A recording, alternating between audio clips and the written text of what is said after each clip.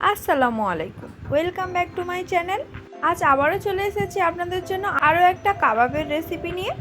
আজ আমি আপনাদেরকে শাহী কাবাব বানিয়ে দেখাবো। শাহী কাবাব বানানোটা যতটা সহজ, খেতেও অনেক মজাদার এবং সুস্বাদু হয়।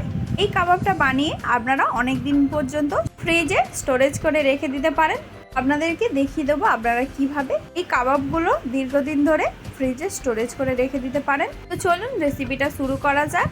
এই রেসিপিটা বানানোর জন্য আমি এখানে 1 কেজি গরুর মাংস নিয়ে নিয়েছি। আপনারা চাইলে এই রেসিপিটা খাসির মাংসেরও বানাতে পারেন। একেবারে সলিড পিস নিয়ে নিতে হবে। এই মাংসের মধ্যে আমি একটু হলুদ গুঁড়ো মিশিয়ে দিয়েছি, আপনারা চাইলে নাও দিতে পারেন। তো এবার মাংসটা আমি সেদ্ধ করে নেব এবং তার সঙ্গে আরও কিছু উপকরণ দিয়ে দেব। আমি এখানে দুটো বড় সাইজের পেঁয়াজ কুচি কুচি করে কেটে দিয়ে দিয়েছি। এবার ওর মধ্যে 2 চামচ আদা রসুন বাটা দিয়ে দেব। তারপরে স্বাদ অনুযায়ী লবণ, 1 চামচ জিরের গুঁড়ো দিয়ে দেব, 1 চামচ ধনে গুঁড়ো দিয়ে দেব, 1 চামচ হলুদ গুঁড়ো এবং 1 চামচ লঙ্কার গুঁড়ো দিয়ে দেব। তারপরে দারচিনি, এলাচ এবং লবঙ্গ দিয়ে দেব এবং তার সঙ্গে গোলমরিচ দিয়ে দেব আর তেজপাতা দিয়ে দেব। এবার আমি ওর মধ্যে 3 থেকে 4 চামচ তেল দিয়ে দেব এবং ভিজিয়ে রাখা ছোলার ডাল দিয়ে দেব। আমি এখানে 100 গ্রাম ছোলার ডাল দিয়ে দিয়েছি। এখানে সব উপকরণগুলো দেওয়া হয়ে গিয়েছে। এবার হাত দিয়ে খুব ভালো করে মাখিয়ে নেব।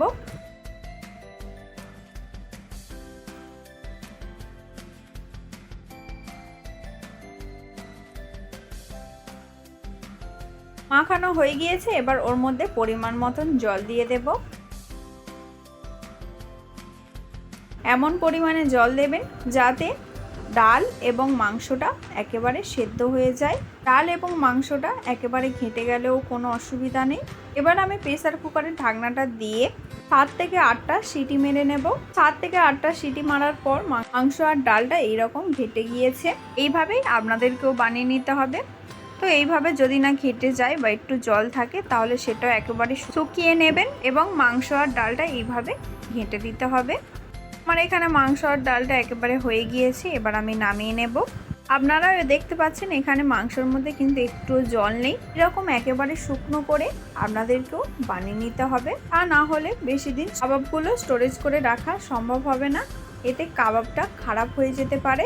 মাংসের মধ্যে যে গোটা মশলাগুলো দেওয়া হয়েছিল সেগুলো এভাবে তুলে ফেলে দিতে হবে। তা না হলে কাবাবগুলো আপনারা যখন বানাবেন এই গোটা মশলাগুলো মুখের মধ্যে পড়লে খেতে একদমই ভালো লাগবে না। সেই জন্য আমি এখানে সব গোটা মশলাগুলো তুলে তুলে ফেলে দিচ্ছি।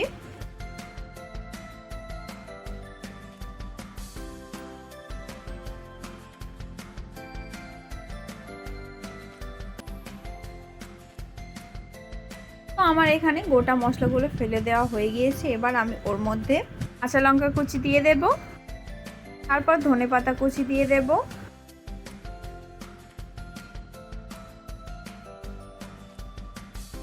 তারপরে পেঁয়াজের বেরেস্তা দিয়ে দেব,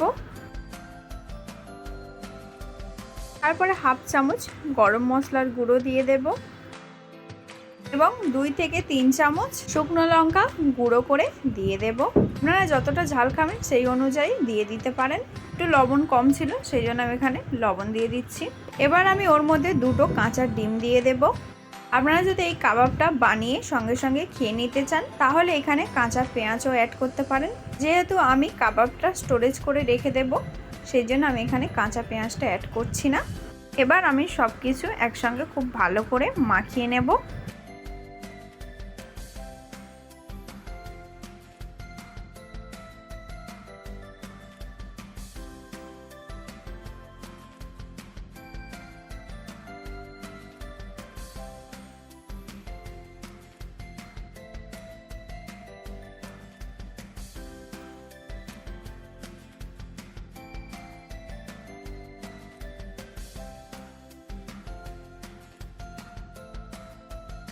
তো এখানে আমার মাখানো হয়ে গিয়েছে। এবার আমি দুটো হাতে ভালো করে তেল মাখিয়ে নেব।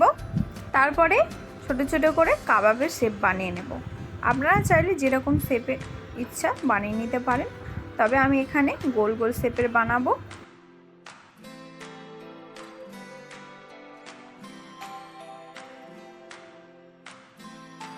আমি এইভাবে চ্যাপ্টা করে এরকম ছোট ছোট করে বানিয়ে নেব। আপনারা ছোট বড় যেরকম কাবাবগুলো বানিয়ে নিতে পারেন। তো আমি এরকম ছোট ছোট করে আরও বাকি কাবাবগুলোও বানিয়ে নেব।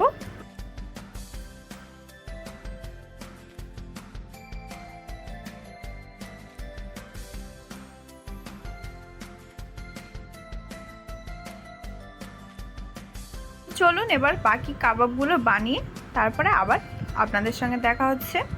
তো আমার এখানে প্রায় অনেকগুলো কাবাব বানানো হয়ে গিয়েছে। এবার আমি ফ্রিজের মধ্যে কন্টেনারে করে কাবাবগুলো রেখে দেব। আপনারা এইভাবে 2 থেকে 3 মাস কাবাবগুলো স্টোরেজ করে রেখে দিতে পারেন।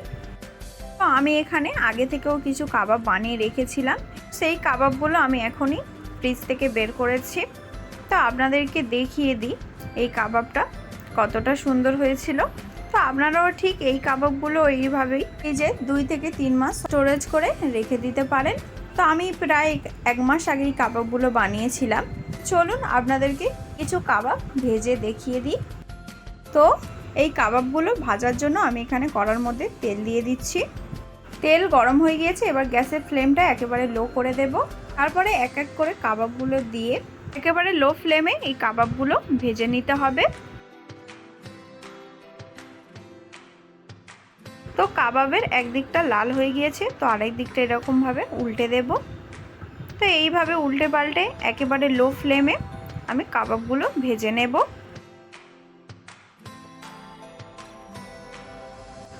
তো এখানে কাবাবগুলো ভাজা হয়ে গিয়েছে, এবার তুলে নেব। তো আপনারাও যখন কাবাবগুলো খাবেন তখন ফ্রিজ থেকে বের করে কিছুক্ষণ রেখে এইভাবে ভেজে নেবেন। কাবাবটা খেতে অনেক বেশি ভালো হয়। আপনারা বাড়িতে অবশ্যই একবার ট্রাই করে দেখবেন, আপনাদেরও খুব বেশি ভালো লাগবে। তো চলুন এইভাবে বাকি কাবাবগুলো ভেজে নেওয়া যাক। তো আমার এখানে কাবাবগুলো ভাজা হয়ে গিয়েছে। তো কেমন লাগলো আপনাদের এই কাবাবের রেসিপিটা? যদি ভালো লেগে থাকে তাহলে অবশ্যই একটা লাইক করতে ভুলবেন না। কমেন্টে জানাবেন রেসিপিটা কেমন হয়েছে, শেয়ার করে দেবেন। আরও নতুন নতুন ভিডিও দেখার জন্য আমাদের চ্যানেলটিকে সাবস্ক্রাইব করে আমাদের পাশে থাকবেন। আল্লাহ হাফেজ।